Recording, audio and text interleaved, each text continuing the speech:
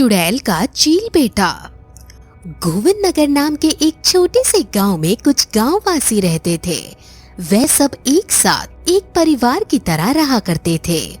ऐसे ही एक रात सभी गांव वाले अपने अपने घर में सोने की तैयारी कर रहे होते हैं कि तभी राधा नाम की एक औरत का बच्चा, जो कि मात्र 7 साल का होता है, वह खेलने के लिए घर से बाहर भाग जाता है और राधा उसे कहती है, बेटा बहुत रात हो चुकी है, सोने का समय हो चुका है, चलो सो जाओ, अब नहीं खेलना।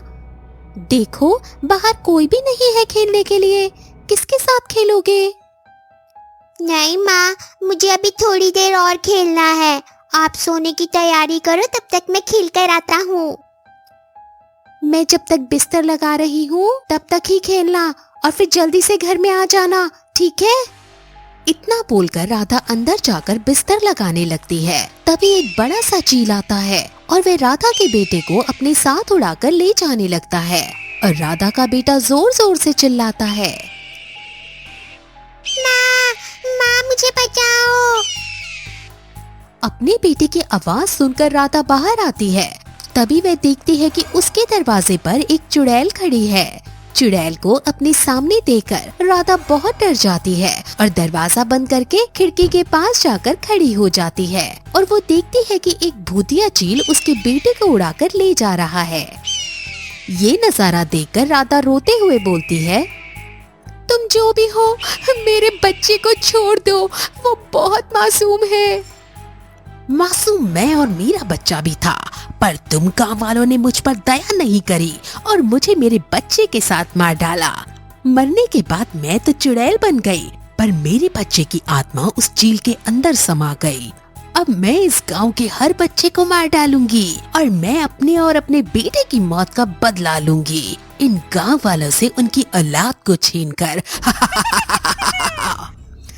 इतना बोलकर चुड़ैल वहाँ से गायब हो जाती है और अपने भूतिया चील बेटे के साथ राधा के बेटे को मार देती है। वहीं दूसरी ओर राधा का रो रो कर बुरा हाल हो जाता है और अगली सुबह राधा सभी गांव वालों को इकट्ठा करके अपने साथ हुई दुर्घटना के बारे में बताती है और गांव वालों से बोलती है, मुझे मेरा बच्चा चाहिए। आज आप लोगों के किए की सजा मेरे बच्चे ने भुगती है, अब वो इस गाँव के हर बच्चे को मार डालेगी। ये एक बड़ी समस्या है, हम सबको चौकन्ना रहना होगा। गांव वालों, अब से कोई भी 7 बजे के बाद अपने घर से बाहर नहीं निकलेगा और ना ही अपने बच्चे को निकलने देगा। हाँ आप सही बोल रहे हो, अब हमें खुद से ही हाँ आप सही बोल रहे हो, अब हमें ऐसे ही खुद को उस चुड़ैल और उसके चील बेटे से अपनी जान बचानी होगी।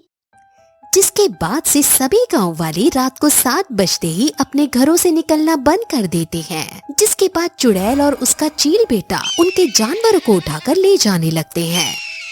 इस तरह से चुड़ैल माँ बेटे का आतंक पूरे गांव में फैल जाता है। ऐसे ही एक दिन रूपा नाम की औरत बहुत दिनों बाद अपने गाँव में अपने बेटे बेटी के साथ गाँव आती है। इस बात से अनजान रूपा कि उस गाँव में चुड़ैल माँ बेटे का साया है, वह अपने बेटे को बाहर खेलने के लिए छोड़ देती है। जिसके बाद चुड़ैल और उसका चील बेटा रूपा के बेटे को उठाकर ले जाता है। तब रूपा गांव वालों और सरपंच से बोलती है, ये इस गांव में क्या हो रहा है? आखिर वह चुड़ैल कौन है जो चील के साथ आती है और वो मेरे बच्चे को क्यों उठाकर ले गई? मेरे बेटे की क्या गलती थी? वह ऐसा क्यों कर रही है? आखिर हम गांव वालों ने उस चुड़ैल का क्या बिगाड़ा है?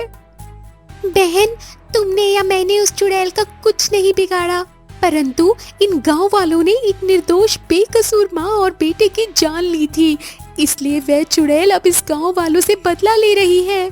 इसलिए वो चुड़ैल माँ अपने बेटे की मौत का बदला लेने के लिए हमारे बच्चों को हमसे दूर कर रही है। पर क्यों? आखिर क्या किया था गांव वालों ने उन माँ बेटे के साथ? क्या हुआ था? मुझे पूरी कहानी बताओ। जिसके बाद राधा रूपा को चुड़ैल की कहानी सुनाती है और बताती है कि किस तरह से कुछ साल पहले एक निशा नाम की औरत, जिसका बच्चा केवल 5 साल का था, वो अकेले अपने बेटे के साथ रहा करती थी। निशा का पति एक नंबर का नशेड़ी और चोर था जो लोगों के घर में चोरी किया करता था। एक बार जब उसके पति ने सरपंच के घर में चोरी की थी तो सरपंच ने उसके पति की सजा निशा और उसके बच्चे को दी। निशा का पति तो वहाँ से भाग गया था, पर सरपंच ने निशा के पति को सबक सिखाने के लिए निशा के घर में आग लगा दी थी, जिसमें निशा और उसके बेटे की जान चली गई। मृत्यु होने के बाद निशा एक चुड़ैल बन गई और उसके बेटे की आत्मा एक चील के अंदर समा गई, जिसके बाद से निशा अपने चील बेटे के साथ इस गांव में रोज रात को आती है और गांव के बच्चों और जानवरों को उठाकर ले जाती है और उन्हें मार कर खाती है। चुड़ैल की कहानी सुनने के बाद रूपा सरपंच और गांव वालों से बोलती है, मैं अपना एक बच्चा खो चुकी हूँ और मैं अपने दूसरे बच्चे को नहीं खो सकती और ना ही मैं चाहती हूँ कि आप लोगों के मासूम बच्चों को आपके किए की सजा मिले। इसलिए मैं उस चुड़ैल और उसके चील बेटे का सामना करूंगी, चाहे मुझे इसके लिए कुछ भी करना पड़ेगा। तुम उस चुड़ैल और चील बेटे का सामना नहीं कर पाओगी, वे दोनों बहुत ज्यादा शक्तिशाली हैं। आप लोगों को हार माननी है तो आप मानो, मैं हार नहीं मानने वाली।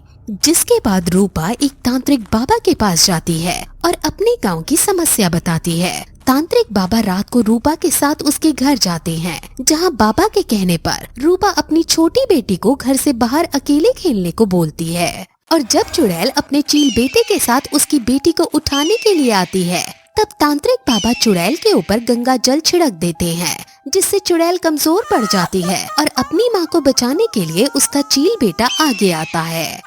तभी तांत्रिक बाबा उसके ऊपर भी गंगा जल छिड़क देते हैं और उन दोनों माँ बेटे के ऊपर रुद्राक्ष की माला फेंक देते हैं, जिसके बाद वे दोनों तड़पने लगते हैं और बाबा उन दोनों को अपनी एक छोटी सी बोतल में कैद कर लेते हैं और रूपा से बोलते हैं, बेटे, मैंने इन चुड़ैल माँ बेटे को इस बोतल में कैद कर लिया है। तुम इसे मंदिर के आंगन में दफना दो ताकि ये चुड़ैल माँ बेटे कभी बाहर ना आ सके। जिसके बाद रूपा बिल्कुल ऐसा ही करती है, जिसके बाद सभी गांव वाले चुड़ैल माँ बेटे के चंगुल से आजाद हो जाते हैं और एक बार फिर से चैन की सांस लेते हैं और रूपा का धन्यवाद करते हैं।